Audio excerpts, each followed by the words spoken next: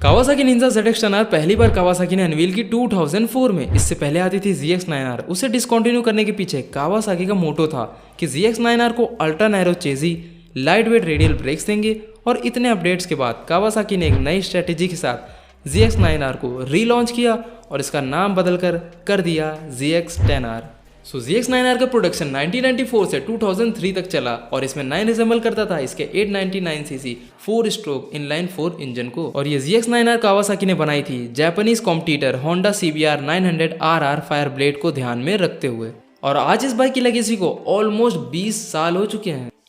इससे पहले होंडा की CBR 900RR हल्की होती थी, इसलिए रेस ट्रैक पर वो जीत जाती थी, मगर लाइट वेट चेसी, शार्प ब्रेक्स और 100cc के इंक्रीज इंजन से कावासाकी की हिस्ट्री ही चेंज हो गई। और फिर लॉन्च होने के पहले और दूसरे साल में ही यानी 2004 और 2005 में ही ZX-10R ने साइकिल वर्ल्ड मैगजीन में बेस्ट सुपर बाइक का खिताब जीता और इसके साथ ही इसने इंटरनेशनल मास्टर बाइक कॉम्पिटिशन भी जीता।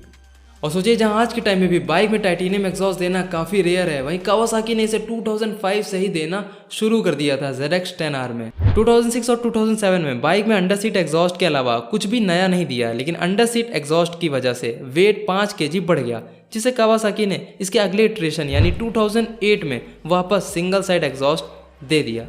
तो 2008 में बाइक का फ्रंट एंड और ज़्यादा शार्प कर दिया गया। इंजन तो सेम था, लेकिन पावर ज़्यादा एक्सट्रैक्ट करने की वजह से इंजन का कंप्रेशन रेशियो और ज़्यादा बढ़ गया। जहां 2009 में गियर बॉक्स को और स्मूथ किया गया, वहीं 2010 से स्टीयरिंग डैम्पर देना शुरू कर दिया गया, जो आज भी ZX-10R में आता है।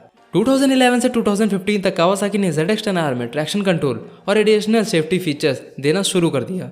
और फिर बाइक को लाइटर बनाने के लिए 3 स्पोक एलॉय व्हील्स का भी इस्तेमाल किया। 2004 से लेकर 2012 तक बाइक में इतनी ज़्यादा R&D हो चुकी थी कि अब ये बाइक तैयार हो चुकी थी वर्ल्ड चैंपियन बनने के लिए।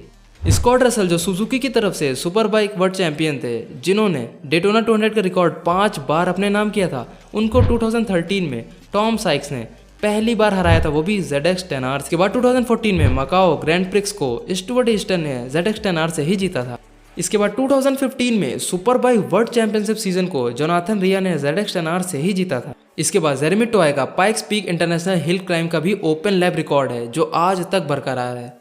आगे बढ़ने से पहले अगर आपने इस वीडियो को लाइक नहीं किया तो प्लीज़ आप लाइक कर दीजिए और अपने भाई को सब्सक्राइब करके सपोर्ट करिए। 2013 से 2016 तक बाइक बिल्कुल सेम ही बिक रही थी विदाउट एनी परफॉर्मेंस चेंजेस, लेकिन 2016 में ZX-10R को मिला मेजर अपडेट, जिसमें बाइक प्रोड्यूस करने लगी थी 197 horse power with RAM air intake. इसी के साथ बॉश का IMU, updated KTRC, launch control, quick shifter, engine brake control, cornering ABS, सब कुछ दे दिया कावासाकी। और यही वो जनरेशन थी कावासाकी ZX-10R की, जिसमें कावासाकी ने 2004 के बाद फाइनली पेटर रोटर्स को रिप्लेस करके अब सर्कुलर रोटर्स डाल दिए थे।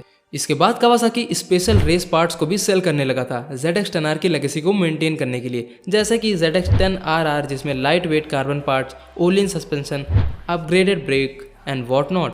2020 मॉडल से जो पार्ट्स कावासाकी एडिशनली सेल करता था मींस ZX-10RR में, वो अब स्टॉक ZX-10R में देना शुरू कर दिया, क्योंकि कंपटीशन में कावासाकी को टिके रहना था।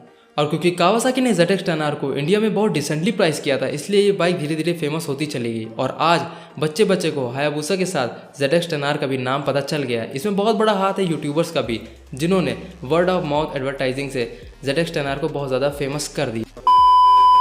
खैर, आपकी फेवरेट सुपर बाइक कौन सी है, उसका नाम कमेंट सेक्शन में लिखना ना भूलें। देखते हैं सबसे ज़्यादा कमेंट्स किसके आते हैं। Till then